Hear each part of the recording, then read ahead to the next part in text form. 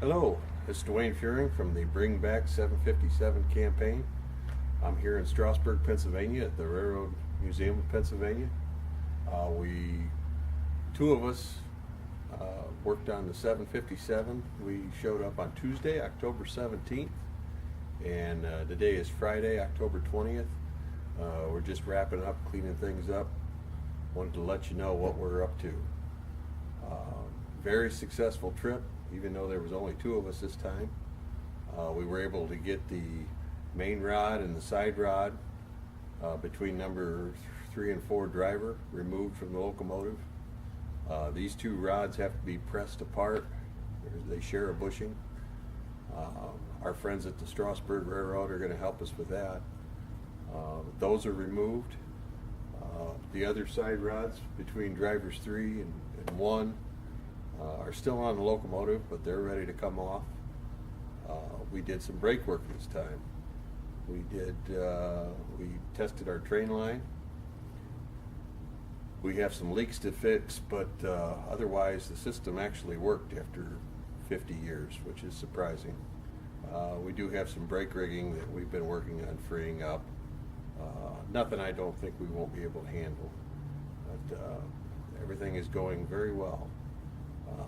I'd like to thank the Railroad Museum of Pennsylvania for allowing us to work here. They've been very accommodating here at their restoration shop. The Strasburg Railroad's also been very accommodating. They're going to help us with some press work and some test runs and that kind of thing when the time comes. These trips wouldn't be possible without our donors, so obviously want to thank the donors out there. I want to show you a couple things that we brought back from Bellevue to work on the locomotive, which everybody knows 757's home terminal was Bellevue. And we've got a couple artifacts that came from the Bellevue roundhouse. One is this slugging wrench. This came out of the roundhouse. It was in our collection.